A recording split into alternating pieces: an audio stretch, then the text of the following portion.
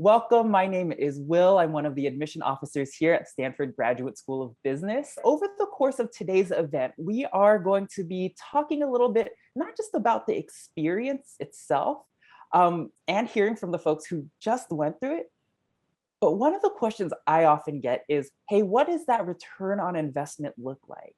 And so recognizing that return on investment is going to look very different for different people, it's also going to look different based on the life stage and that career stage that you might be at.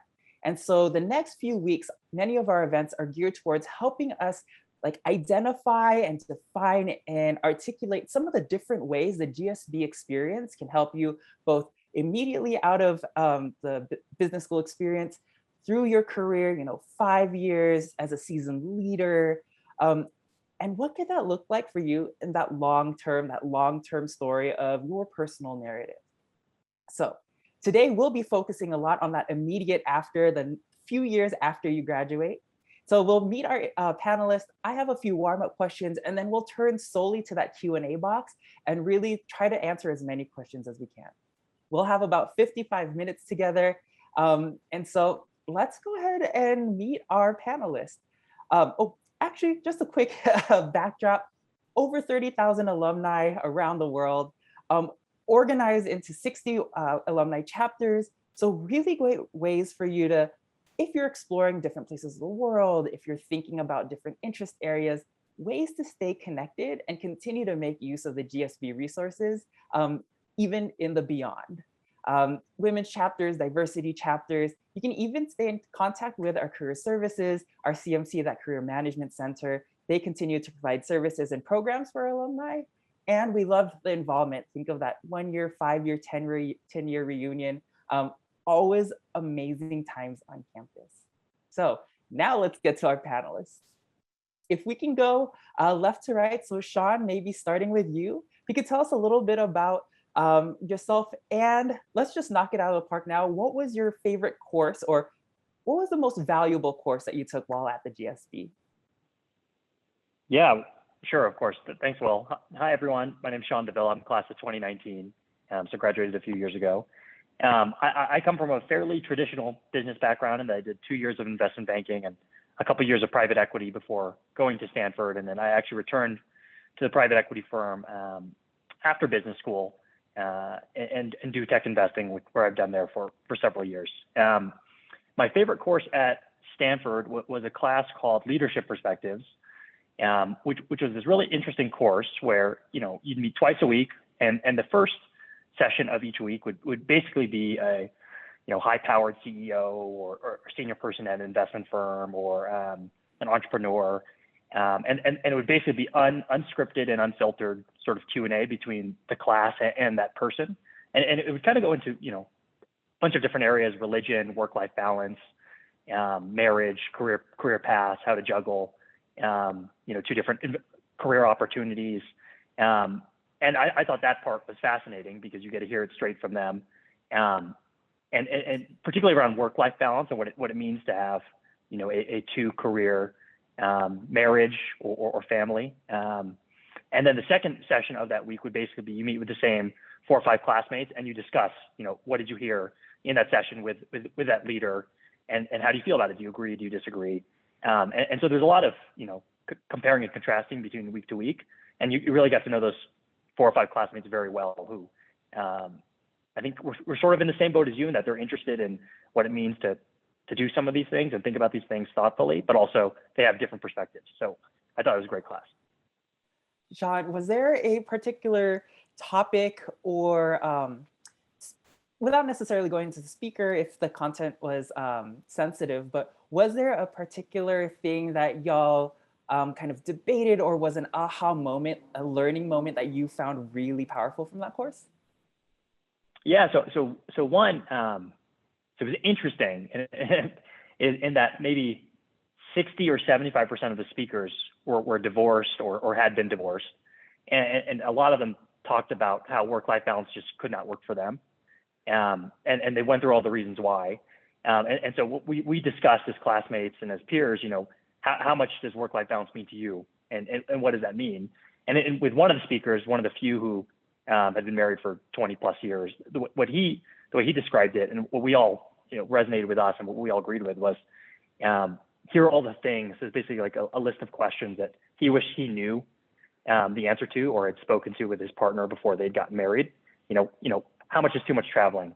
If one career is taking off, and does the other person take a step back? Like getting these, very specific and explicit yes, no kind of questioning answers with the partner. It felt like a really interesting exercise that at least me and 3 of my 5 classmates in my group, we had not done explicitly with our kind of long-term partner. So it was a little thought exercises like that, primarily centered around work-life balance, that I thought were fascinating. Yeah, we often talk a lot about the career and here's where you're going to go next, but thinking about those life adjacent things that often inform kind of how you approach the life after. Like, thank you. All right, Song, welcome. If you could tell us a little bit Hello. about yourself and what was a memorable or valuable class that you took while at the GSB? Sure. So my name is Song. I graduated in this past year with Khalil, or not this past year, the 2020 with Khalil. And before GSB, I had worked in both tech as well as venture capital. And during the GSB, made a career switch to work in investment management, which more basically means I research different companies that have stocks and decide whether or not we should be investing in them. And so when I think about my favorite class, the one that really stands out to me is actually a class that I took about how to incorporate different religious beliefs and spiritual beliefs into your leadership style and into your work professionally. And this class was taught by the former Dean of Religious Life at all of Stanford. And every week we'd kind of sit in a circle, and the first part of the class, similar to what Sean said, there would be a prominent business leader, like the CEO of LinkedIn or the CEO of, all these different companies that either followed or practiced a particular type of spiritual belief. And, that person would come in, talk about how their, experience influenced their leadership style, influenced how they ran their company and how they set culture and made decisions. And then afterwards, we would have this, very active debate about what constitutes, privacy or boundaries, but what constitutes like leadership and culture. And that was a class that had a really profound impact on me personally, because like Sean said, these are things that you think until a question gets posed by one of your classmates and you realize you don't know, at all how you would have handled the situation or how you would answer it. So that class really, made a big impact on me. Yeah, and this is out of pure curiosity from my friend, and it might have been in your rear view mirror to some degree, but was there a question in particular that you found really striking that you might remember? Yeah, I think, every class inevitably, kind of meander to the question of what is the responsibility of a business leader? Is it to maximize profits? Is it to build an enduring company with a very strong culture? Is it to take care of your employees? Is it to put your customers first? And you can easily see how, depending on what kind of business you're in, those questions can become very complicated very quickly. And so I think that's probably what I constantly left. I walked out of every class kind of grappling with that kind of decision of like, what really is my responsibility as a leader, to my colleagues, to my manager, to my customers, to, everyone else. Nice, thank you. Khalil, can you tell us a little bit about yourself and what a course that really stuck out to you? Yeah, for sure. So as Song mentioned, I graduated in 2020. Prior to the GSB, I went to Amherst for undergrad and spent my pre-GSB career in marketing, research, and strategy roles. So mainly on the agency side, then worked in brand and innovation consulting as well, helping focus on how do we think about positioning brands, and then how do we launch mainly physical CPG products into market. I went to GSB, now work at Facebook. I'm a product marketing manager, which basically means it's a mix of marketing, business strategy, and product strategy of helping determine what types of products we should build And then on the outbound marketing piece of like, how do we talk and position those products to customers?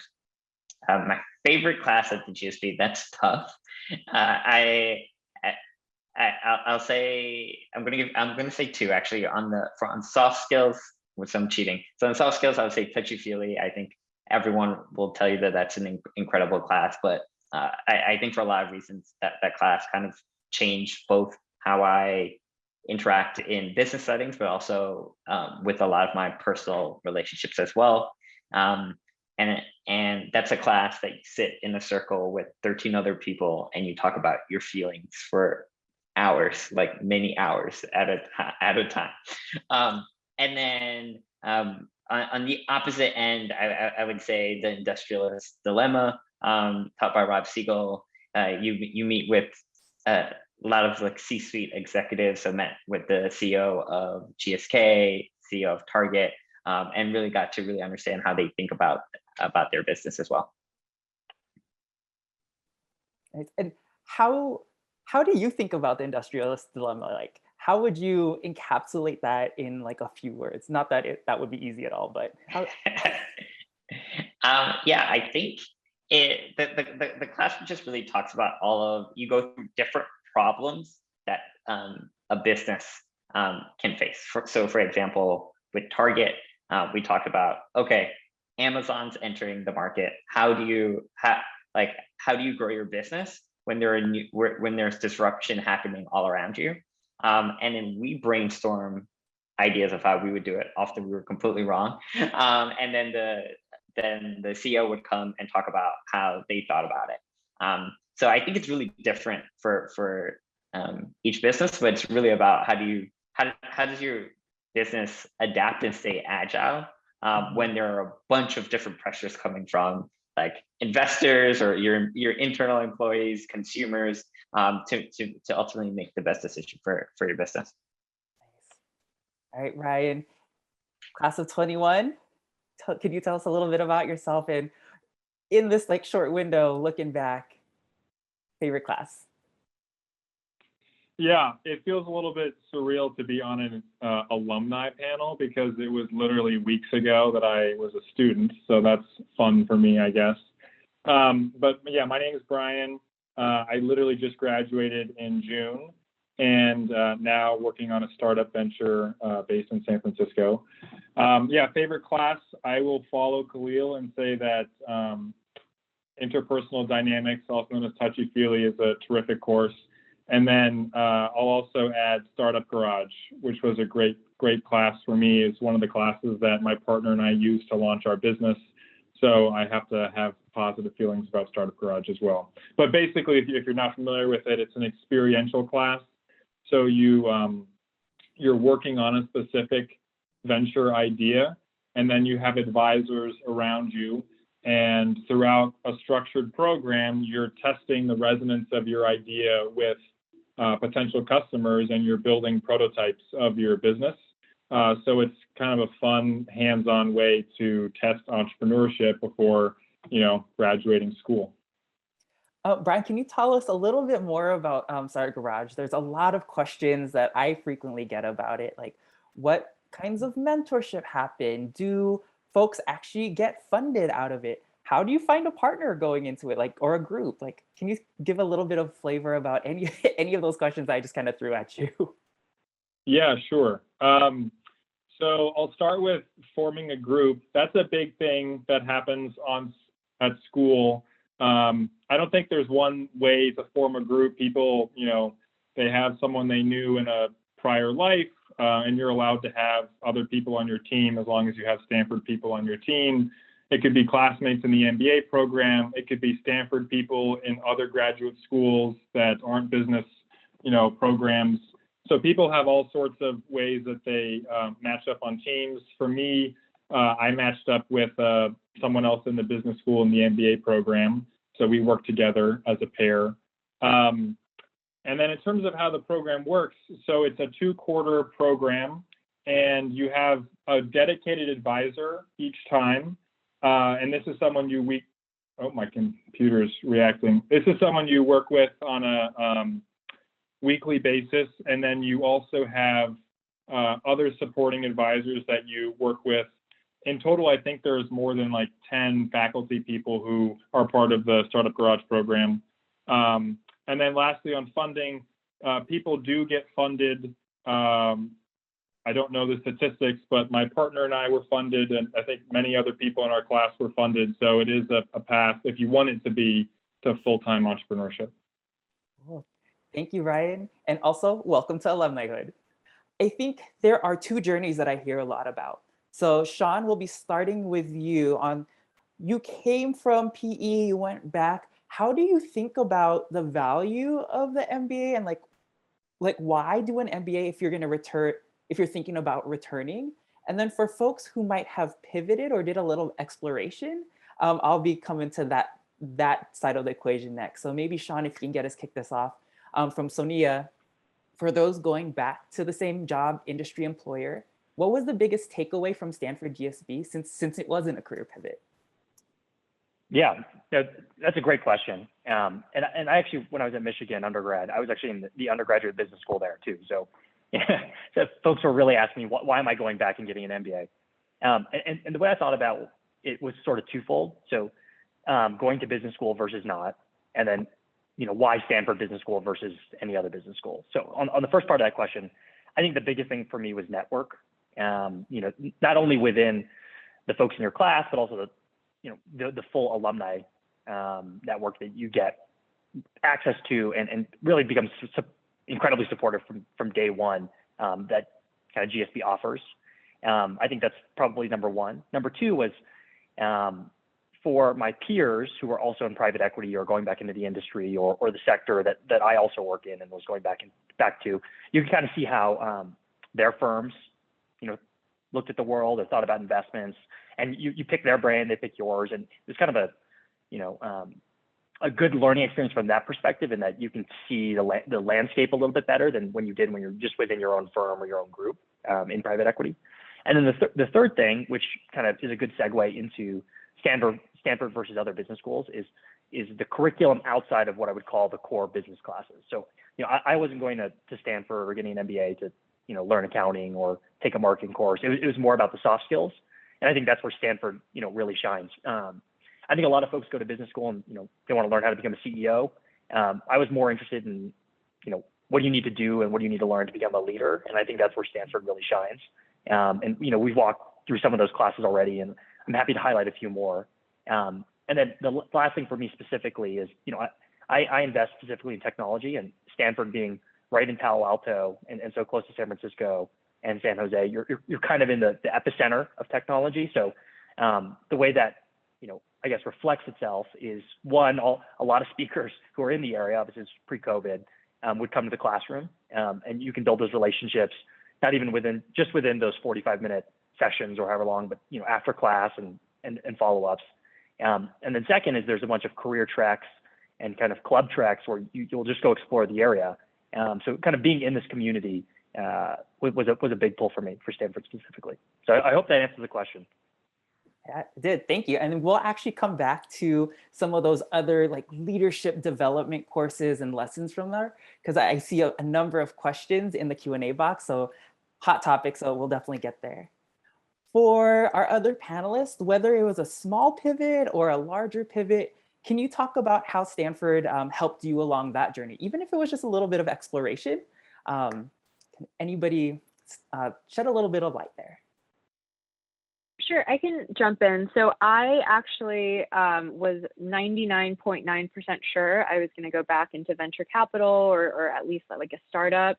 I'd been living in the Bay Area and I loved the whole ecosystem. And so when I got to Stanford, I just wanted to experiment and try different things. And so it was one of these experiments that actually led me to discover this other area within financial services, but completely different type of work. And it was kind of like, one coffee chat led to one interview, led to one internship. And then before I knew it, I'd kind of walked down this other path and, found something that was much better suited for me. So I would say, even if you are, 99.9% sure of something, just opening yourself up to exploration is really wonderful and gives you chances to just learn things about yourself, even if you don't, change career paths. But I would say the other thing as well is you just encounter so many perspectives. You encounter people from so many different, backgrounds, whether that's places they grew up, industries that they worked with. And so I would say, like Sean alluded to this, but even if you're going back into a similar line of work or a similar job, you will learn so much about the rest of the world and other businesses that will, only make you more successful. Yeah. Song, I have a question. You mentioned from one conversation to an interview, were these classmates, were these alumni? Who are some of these folks that kind of serendipitously led you on this journey? Oh, it was a path with many different mentors, but I would say, it started with classmates, just, hey, what did you do before school? Why did you like that? Why didn't you like that? Oh, this company is coming to campus because we have a lot of alums and they're going to come and talk about their line of work. Great, they have a formal internship program. Here's, let's assign you a mentor. What does it take to prepare for these interviews? And it kind of just, every step of the way, I don't think it's something I could have done without the ecosystem. And that ecosystem is more about the people, present students and alumni that kind of come together to form that ecosystem. Nice, thank you. Yeah. Great. And then Brian, there's a couple questions here, and I might extend this after your response. Did you know you wanted to go into entrepreneurship, or that you wanted to start a company? How did that happen? And then kind of at a broader level for the other folks, how solid of an idea did you have coming into business school? There's a question here from Caroline about how helpful the GSB was at helping you identify your passion or the things you wanted to do. And so I think we might have alluded to a little bit there, but maybe let's start with you, Brian. Like, did you know you wanted to go into this? And then we can blow up the conversation. Yeah, I started business school and the goal in my heart was to start a company. One of the first classes I had in the fall quarter of my first year, the teacher had us write down in class what our dream goal essentially was.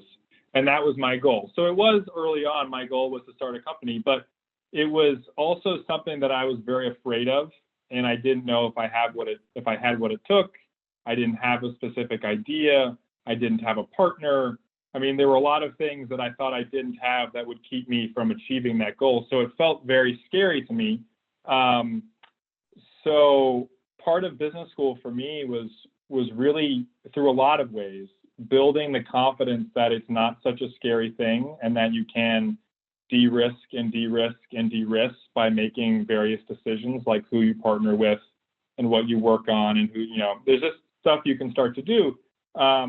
And that was really, I think, a 2-year process for me, but I've reached the ultimate point where, a few months before graduation, my partner and I were mentally prepared to commit to each other and, to the rest of the people we were working with, that this is something that we were really going to dedicate ourselves to.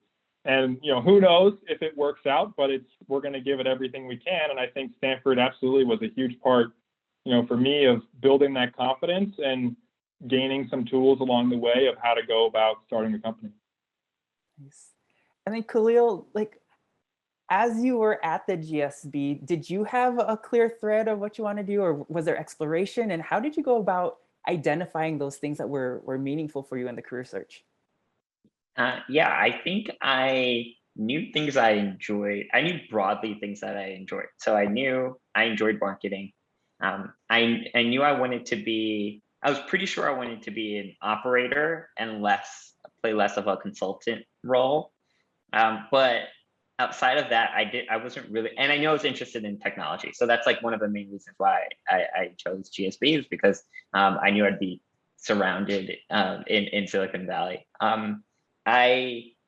But I think being at the GSB really opened my eyes to all of the different opportunities that were out there. And just with classmates, right? Even just on this call, there's so many people with so many different backgrounds. So I started off the GSB with just talking to a lot of people about what they did before business school and trying to figure out if that's if that would be interesting to me. Even venture capital, I was like, oh, that seems cool. Like uh, there's some marketing strategy there. There's some business strategy there. But talking to someone, I was like, I don't know if that's like, when I really dug into it, really helped me figure out that, okay, no, that wasn't the perfect spot for me at this moment. So I think it really just being immersed by so many people, as a lot of people on this call mentioned, was really, really valuable. And and help solidify that product marketing was a role that I wanted to do post GSB. Nice. I know there's a report that comes out every year from our Career Management Center about the outcomes.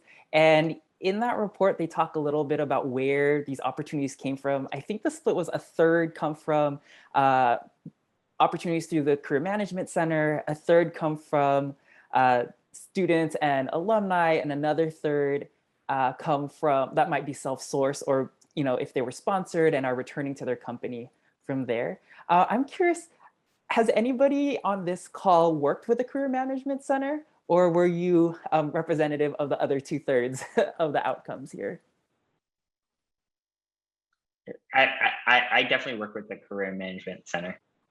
Can you talk a little bit about how they supported you through that, or some insight into there? Yeah, so I work pretty heavily with Grace and Gina, who are just two of the faculty in the Career Center. They're both really great.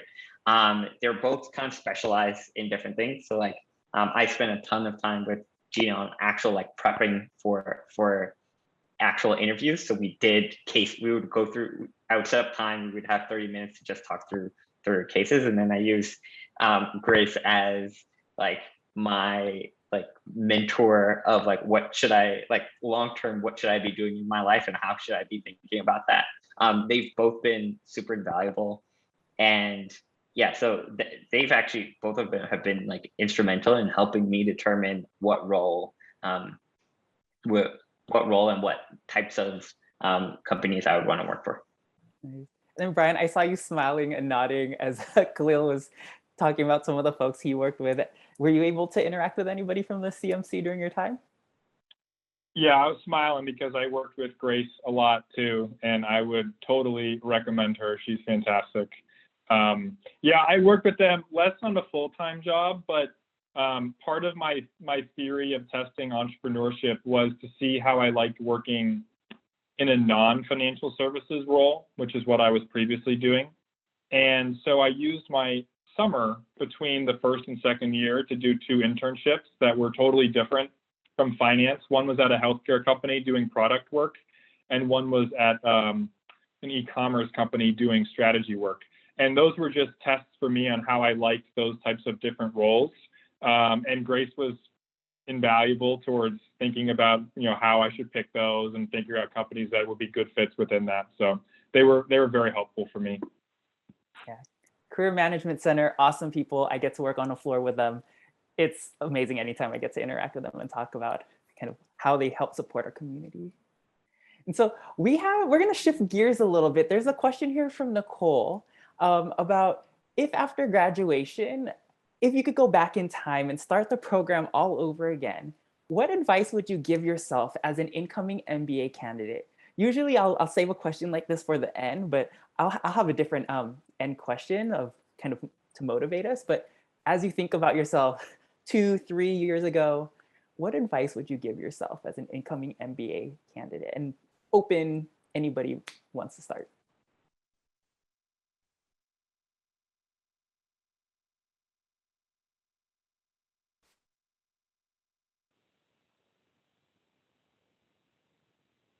I can start. So I actually got this advice from several people, but it's kind of hard to contextualize it until you're at campus. But a lot really happens in your first quarter, just school, social, sometimes even the internship recruiting. And I think the biggest thing that I wish I knew was, the ability to say no to things and kind of defensive calendaring. And because I think folks will just fill up your Google Calendar with stuff, and you want to go to everything truthfully because it's a lot of fun, and it's just it can get a little overwhelming at times. I consider myself like a fairly outgoing person, So then when you meet everyone at Stanford, everyone's dialed to like 12 out of 10, particularly in the first quarter. So, it's fun, but it feels a little crazy. And, that first quarter, you're really asking yourself, oh, how did I get in here? Because you're meeting so many amazing people. That, alone time actually, I think really, really helps. My girlfriend at the time, now fiance, she lives in San Francisco. And like one of my favorite parts, truthfully, of the week was whenever I would go visit her, because it's an hour-long car ride to San Francisco. And it was the one time where you're not kind of surrounded by people talking. And I know a lot of folks got that through exercise or meditation or other ways, but I would highly recommend that, block off time for yourself, because if you don't do it, no one else will. I love the phrase defensive calendaring. I think I'm going to use that like all the time now. Any tips for how people might be able to defensively calendar, especially knowing like the GSB environment? Yeah, I would just block off like 30 minutes to an hour every day. Whether it's a long stretch of class or, a bunch of back-to-back coffee chats where you are kind of, quote unquote on with folks. That's usually when I would do it for the gym or for something, read or a podcast. I think just plugging that in, and a lot of this settles too after the first quarter. Once everyone kind of gets a little bit more comfortable with the environment and themselves and their classmates, but it's that first quarter where it can feel a little overwhelming. Nice. So in addition to defensive calendaring, what other advice might one of the other two panelists give yourself as an incoming MBA candidate? Yeah, I think a lot of what Sean says definitely resonates with me. On that note of it being super busy, like you're going to start day one and it's going to be crazy busy with so many different things and activities you can focus on. And I've never been busier in my entire life. You don't have time to do everything. So you're going to have to prioritize.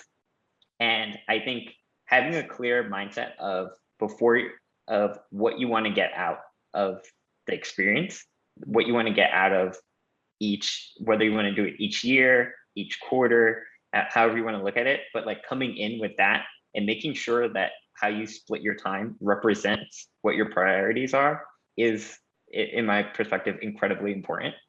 So that would be my advice. It's like figure out exactly what you want to get out of there and make sure that your time and your energy is devoted in those categories, because it's like so easy to get wrapped up in like everything else that's going on and everything that's thrown at you, like social events. As Sean mentioned, like there's going to be so much in Q1, but then all of a sudden the first recruiting is going to be consultant recruiting is going to like come, and then you're going to be like, should I be a consultant? And it's like you didn't want to be a consultant before, but like everything gets like it's so easy to get wrapped up in the mix of like really having like a clear vision of what you want. It's funny when like everybody on the call kind of laughs at something because that feeling just kind of kicks back in, as you were talking about, like, oh, consulting recruiting starts. Do I want to be a consultant? I just saw a lot of faces light up because apparently that thought process, very common. Let's switch gears again. I did promise to talk about the leadership curriculum, and that's one of the things that we hear a lot about on our panel. So Doris's question at the top about what area of your leadership potential did you feel had the greatest opportunity for development? And how did GSB help fill those gaps / strengthen those areas? So I'm gonna broaden this question a little bit because I think coming into business school, you might have thought about, hey, here's an area that I would like to develop. But coming out of the experience, sometimes there's areas that you didn't realize were opportunities for growth, and those were aha moments for you. So we'll open it up. So either areas that you knew you wanted to develop and how did you kind of target that, or hey, realization of I did develop greatly in this area and how. So either looking forward or looking back. Maybe Brian, because you have one of the fresher experiences, can you get us kicked off? And then Song, we'll come to you next. Yeah. So my answer, when I started at Stanford, when I applied, I was focused on entrepreneurship and I think exploring the world beyond finance. but I wasn't focused on the Arbuckle Leadership Program. But that was something I ended up focusing on. So what that is, it's a program that you apply to in your first year, and it's focused on communication with other people and how groups work together and how teams work together. And it's also, I think, focused on knowing yourself. And there's classes that are directed towards, just getting a finer point on what you value and why you value it and how you want to manifest those things in your life. And so as I started taking those classes, I think I saw that I was taking a lot out of it, and that it was really a period of a lot of personal growth for me in terms of just really being, for the first time in my life, I think, rigorous about what I was searching for and why, and how far I was willing to go to get it, and how I could really communicate better, because I think I was actually fairly closed off in my communication before business school.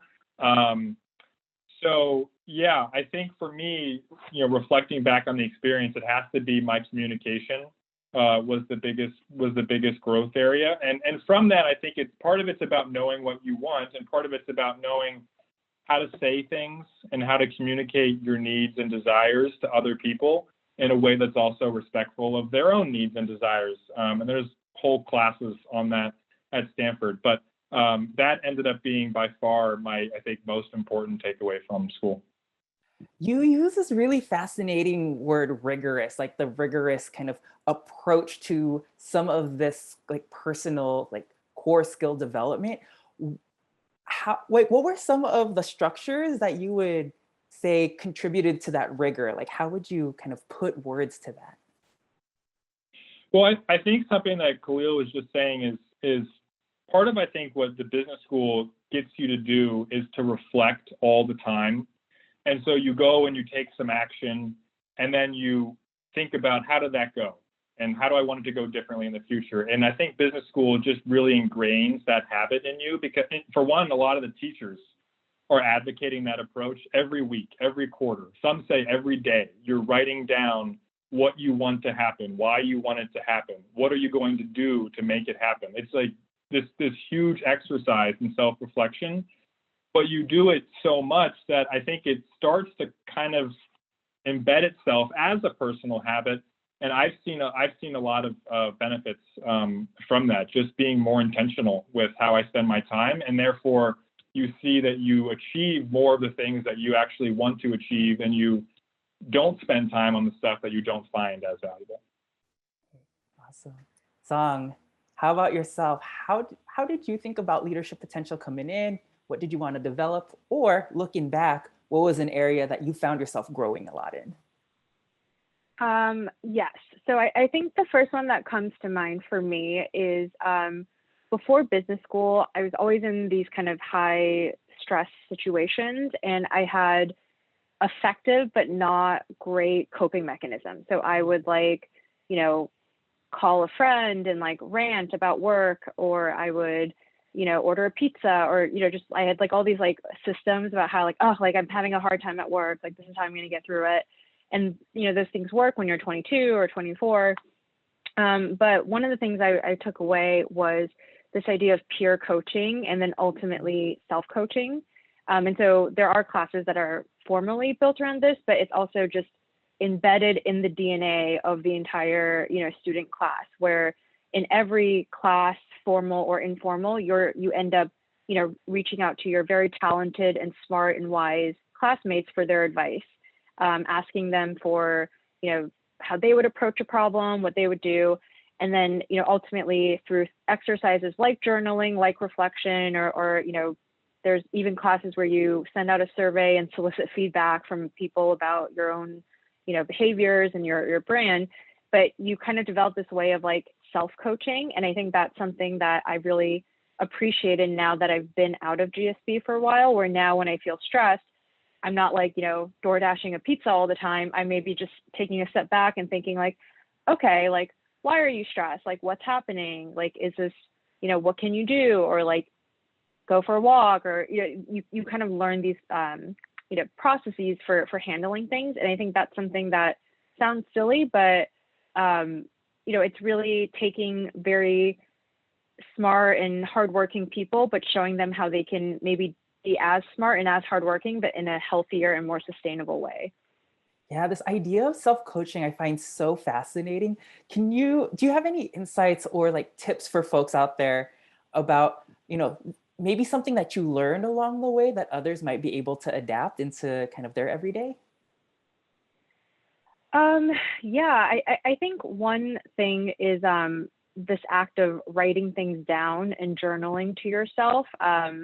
We live in such a fast digital age that taking pen to paper can seem really silly, but kind of like Brian alluded to, there is a lot of power in sitting down, whether that's every day or every quarter or whatever, and writing your own thoughts out and kind of seeing it on paper and even just going through that. And it's something that whenever I can be consistent with it, I do notice a lot of benefit.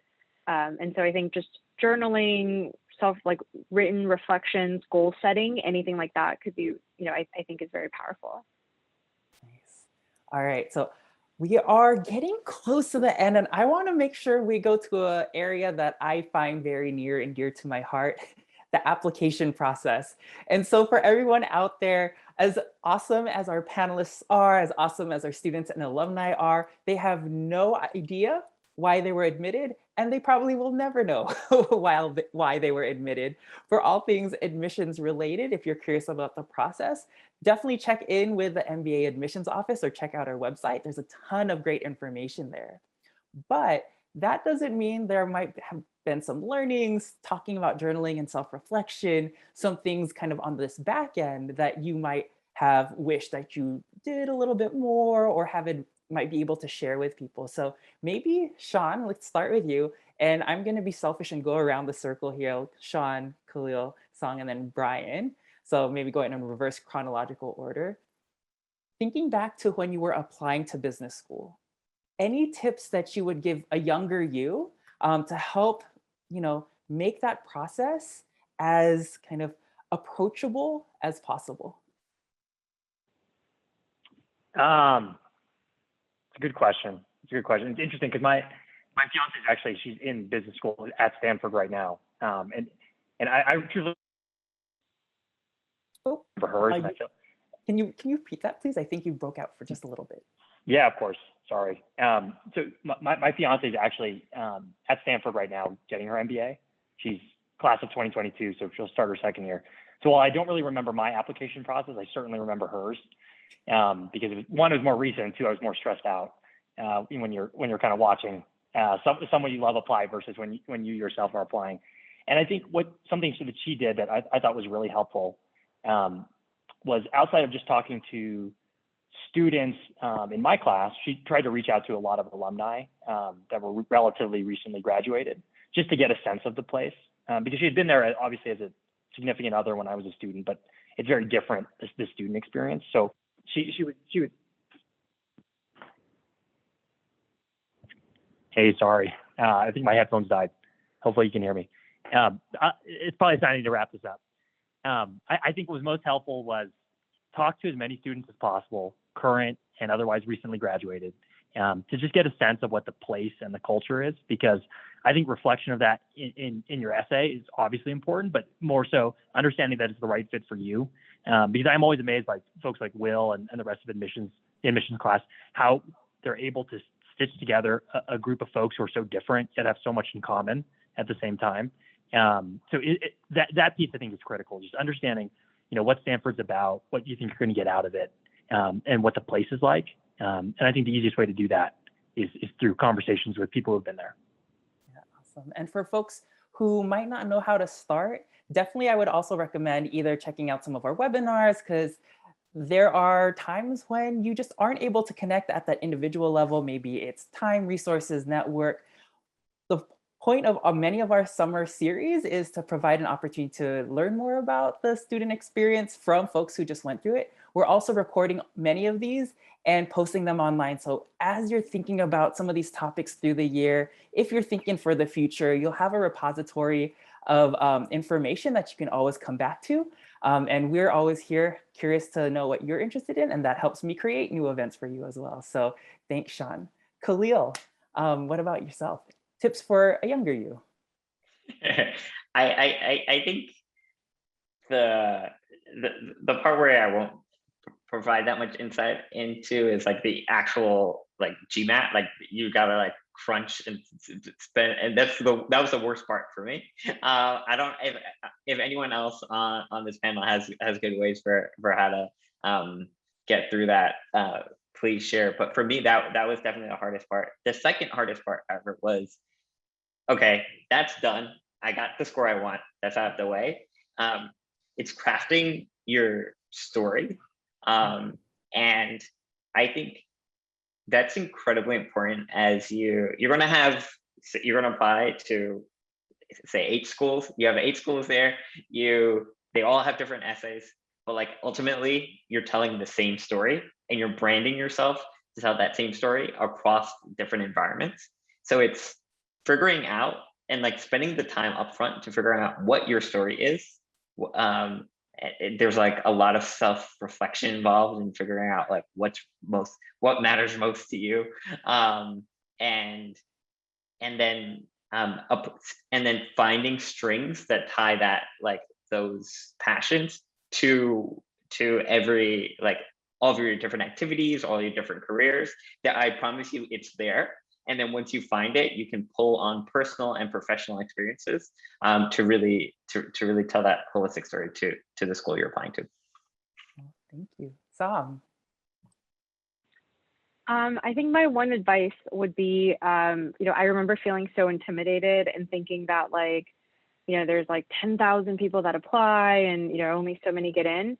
And so my advice would be, think about what you would contribute to your class in addition to just like thinking about everything Stanford has to offer, because the reality is once you get there, you are part of the DNA. And so you will be helping your classmates and bringing your lived experiences. And so I think that is something I didn't do enough of. I was so intimidated and just, scared. But really think about, if you were a student, in this community and at this place, what are some of the things that only you could bring to your classmates or you could bring to the experience for others? And that, I think, is a great way to kind of get your wheels moving, both in terms of figuring out your own story, like Khalil said, but also tying your lived experiences and your dreams and aspirations with Stanford and kind of bringing those two things together. And then Brian, taking us home. Yeah, I think I'll just say one thing, which is what I noticed at school was it was shocking to me how many people in my class said they almost didn't apply to Stanford because they thought that they wouldn't get in. And so I think my recommendation is, if you think that the Stanford program like excites you, please do yourself the favor and apply. Thank you. And to that effect, I encourage you, if you haven't done so already, continue this journey at mystanford.mba. You're able to do things like create a personalized dashboard. So if you are in the process of applying, there's an application tracker. So you'll be able to know where in each step you are. If you're thinking about either this year or the future, we also launched Application Week just this past month. And we saved the recordings again on our GSB YouTube channel, including workshops on how to start your story, ways to communicate your story in the written format, as well as what are different ways of thinking about how do you communicate it verbally, whether that is thinking about networking or even a behavioral-based interview. How do you prepare for that? How are you able to most effectively communicate who you are, what matters to you, what you've done, and how you've done it? So thank you again, everyone, for joining us today. Thank you to our panelists. Hopefully we'll be able to interact much more again in the future. But until then, take care, stay safe, and have a wonderful rest of the weekend, everyone.